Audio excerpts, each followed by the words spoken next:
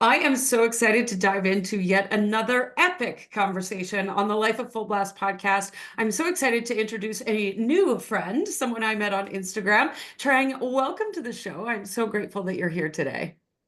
Cindy, thank you for having me. And I love that we did connect online and we are like speaking to each other from opposite sides of the planet. So, yeah, here for it. Isn't that so cool? I love that about the online space is that you can meet people from all over the world, all different cultures, and we have this one thing in common of the online entrepreneurial space. I love it.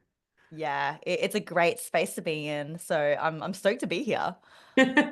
So tell us a little bit about who you are, what you do, and how you support your clients in the online space. For sure. Well, if I take you right back to the start, I want to Mhm. share how I was born to Vietnamese immigrant parents in Australia. So, I'm from Australia, if you can't already tell from my accent.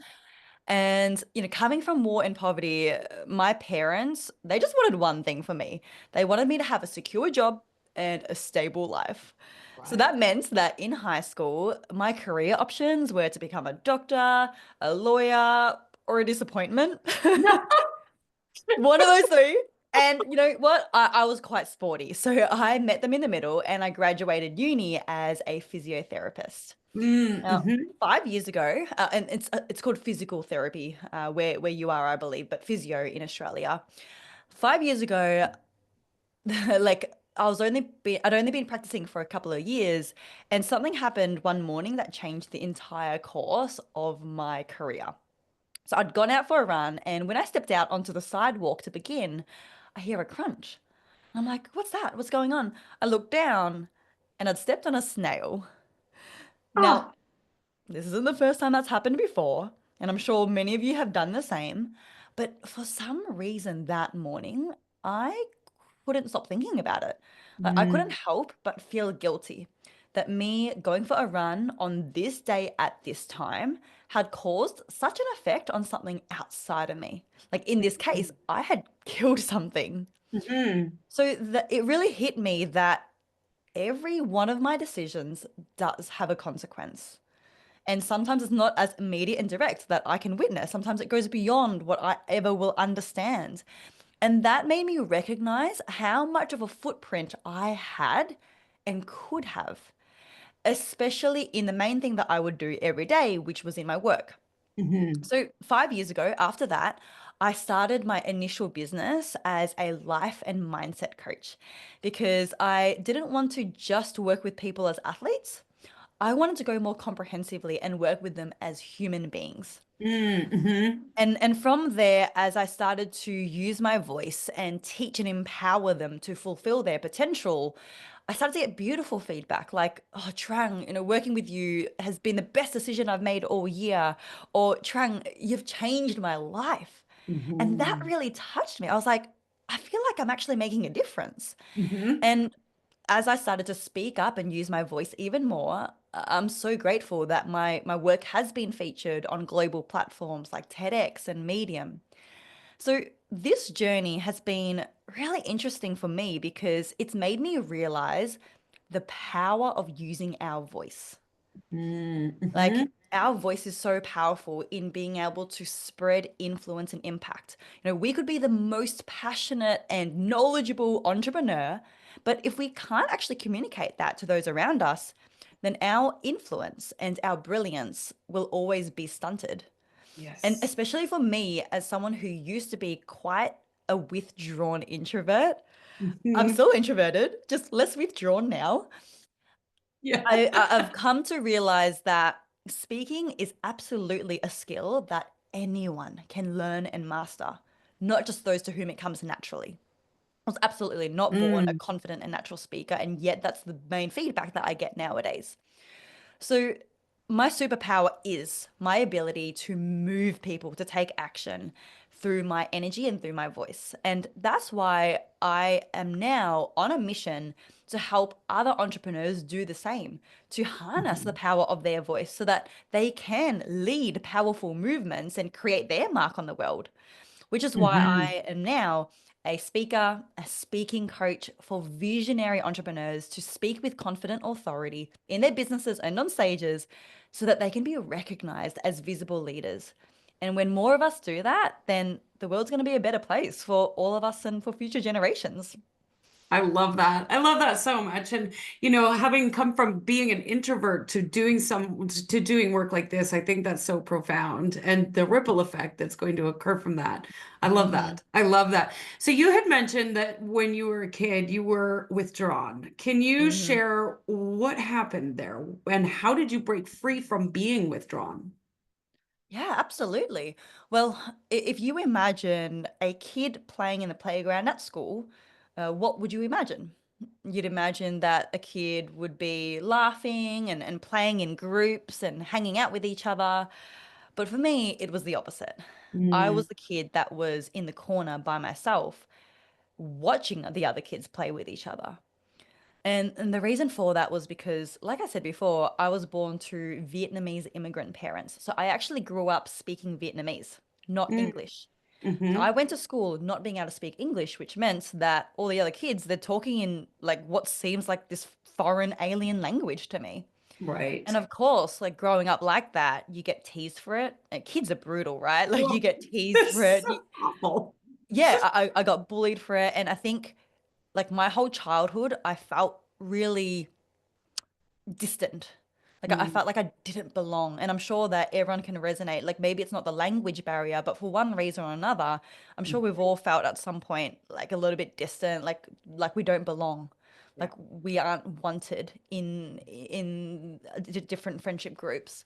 So that's how I felt. And because of that, that caused me to become quite withdrawn Mhm. like I felt invisible for a lot of my early childhood and how that journey changed because the reality is that's not really who I identify as anymore, like I Mhm. do speak up, and my TEDx talk earlier this year was on a topic that was quite out there. It was quite on edge and a little bit controversial. So like now in a place where I am very confident to speak up, but it hasn't always been like that. So the Mhm. main thing that has changed is doing, and this is going to sound so cliche, but doing the inner work. Yeah. And when I was Cliches in are only cliches because they're true. right, it's the same answer every single time because it's the secret. It's the Mm. secret ingredient.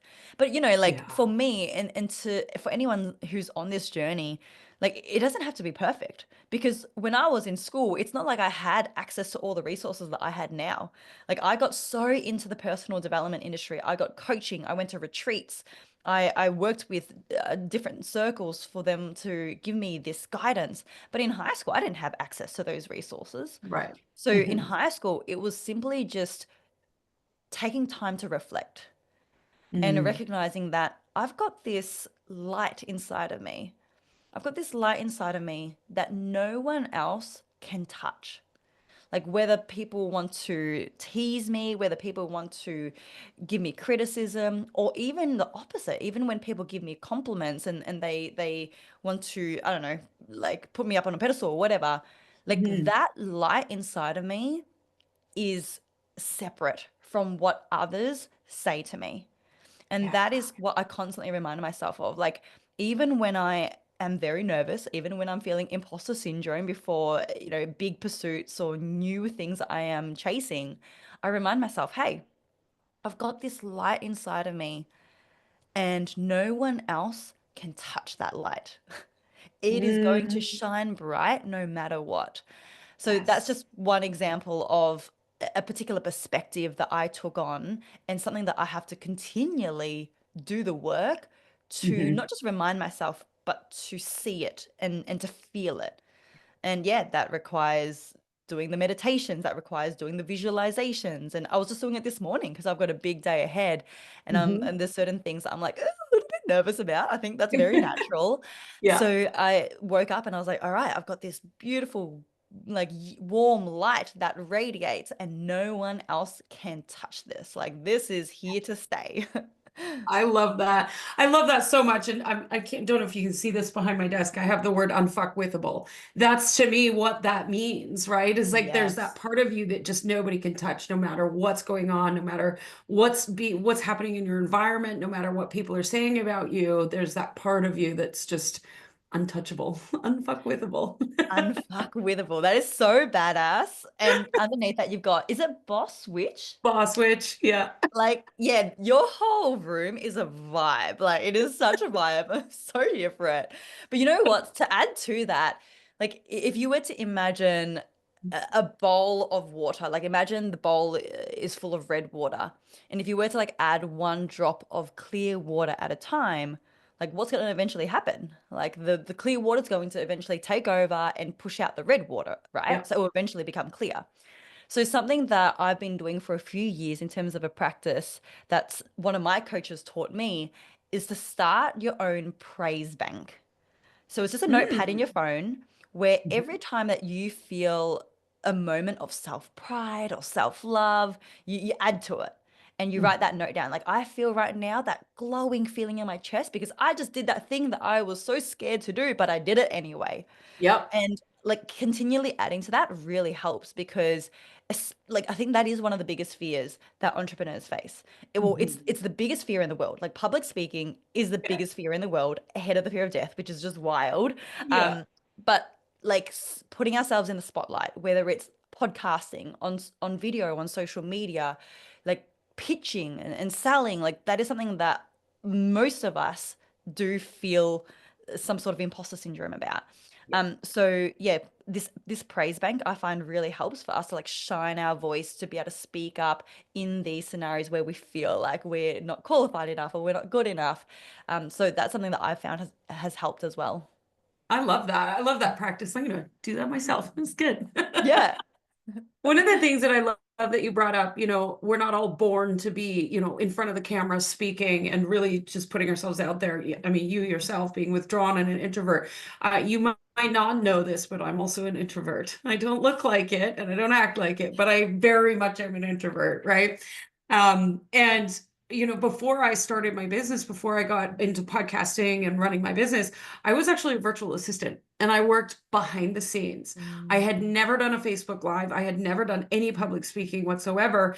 And I got a numerology reading, and then I was kind of edged towards this of going and doing some speaking. So I popped up on a Facebook Live one day. It was the most awful, uncomfortable, terrible thing on the planet. But every year your Facebook memories go around. So I kept watching it. And what I decided to do after that very first one, I made a commitment to do a Facebook Live every single weekday for that year. I ended up doing it for 4 years straight. Well, Woman. now when you put a camera in front of my face, I'm like, hey. And I was Mm. never like that before. So anybody can learn how to do this. I love that you shared that because firstly, a Facebook Live every day for 4 years. Yeah, I Woman, was that is insane. devotion right there. Like that's next level commitment. So massive Yeah. kudos to you. Pop up and be like, I don't know what to talk about, guys, but I'm here. Oh my gosh. And you know what? You were so right. Like, that is simply the recipe to overcoming a fear. Like, a fear Mhm. is just something that we haven't been exposed to. It's Yeah, the unknown. yeah. And, like, something about me that some people might know is I love adrenaline stuff. Like, I'm Mm. such an adrenaline junkie. And I run retreats. And one of the activities that we do at the retreat is we do hop on a plane and we do jump out of that plane. So we go Oh, skydiving. And yeah. and that is part of the embodiment of courage exercise, right? But the point of me Mhm. sharing this story is when I went skydiving, I asked the instructor, like my tandem instructor, like, do you even get scared anymore? And he's like, of Yeah, course not. Like, I jump out of this plane like 10 times a day. Like, yes, you yeah, still get that thrill. Like, you're free falling. You're still going to get that thrill in your body, but I'm not yeah, scared. yeah. And I was like, that is also one of the biggest fears in the world, fear of heights. And Hmm. just like that, it can become a normal, everyday thing that you do 10 times a day when you Yep. just repeatedly apply yourself to it. So I love that you share that because I think that really highlights the power of repetition. Yeah, it does, and it speaks to, your dropper in the water too, right? Just a little bit at a time. You just do it over Yes. time, and eventually the water is clear. Yeah, I love that. Yeah. It's funny you bring up the jumping out of a plane at a retreat. I've done this 3 times now, is walked across hot coals. So there's a lot of retreats that do those things to like help boost your courage and help you walk through fear, literally walk through coals. Literally. That's one that I haven't done actually. And I did have the opportunity 2 years ago because I went to one of Tony Robbins's Yeah. Unleash the Power Within. Yep. And he does that at his events, but I actually skipped out on it because at the time, like my excuse was, oh, I'm so tired because it was like after midnight. You know what his events are like. They go for like Yeah. 24 hours. It was after midnight. I was like, I'm so tired. I'm gonna go home. But I think deep down, I was just using that as an excuse. So next time Yeah. Our I'm gonna brain. have to bring out the big guns and walk across that coal or run across it. There you go. There you go. I love it. Oh my gosh. I feel like I could talk to you all day. I'm loving your energy. And I definitely know that some people in my audience would love to connect with you. So how do we find you? How do we find out more about Trang? For sure. I like, since we're all in the online space, right? I got a presence online, so you can definitely find me on the net. Hmm. So the best way to find me would be via my website. So it's simply trangnova.com, or I'm quite active on Instagram and LinkedIn. So Instagram is trang_nova, and then LinkedIn is just Trang Nova. That will be where you can find me. Perfect. I love it. I love it. So, what would you say to somebody, just in closing for the audience, if somebody's out there thinking, you know what, maybe I'd like to do some speaking, or maybe they're even just feeling like I'd just like to be able to stand up and speak my truth, whether it be to one person or 5,000 people. Mm. What's one piece of advice that you would give to somebody who's in that place of like, oh, I'm scared, but I want to do it? Mm. My if I were to bring it down to one thing, is just remind yourself that speaking isn't actually about yourself. It's about Ooh. who you are speaking to. And as Yeah. soon as you shift that perspective, watch your nervousness melt away because it's not Mm. about you. It's about the message and who you are speaking to, and leaving their day better, or giving them a gift, or giving them a new perspective. Just that simple perspective shift can really open up doors if you want to get into speaking more. Oh, I love that so much because when you're afraid, all you're thinking about is you. Exactly. That's why we get nervous, right? Like, that's why, if we're just hanging out with friends and we're just talking with our friends, we don't feel nervous because we're not thinking about ourselves. Yep. But especially when we're on stage or in front of a group of people, it's like, oh my gosh, is my hair in place? Or are they going to judge me? What are they thinking about me? And that's where the source of the nervousness comes from. So that's Oh. what I teach. Nervousness when it comes to speaking isn't down to this perfect pre-speaking routine, although of course that does help. It's Mhm. about reframing what this whole thing is even about. Yes. I love that so much. Thank you so much for sharing your magic on the show today. I appreciate you. And yeah, any last thoughts that you want to leave before we end the show? Uh, yeah, no last thoughts other than thank you for having me. And I've really enjoyed this chat. Like, I love your energy, and I feel like our energy is really aligned. So yeah, we could be here for 4 hours for sure. Right? Yeah. Oh my gosh. Thank you so much. Thank you, Cindy.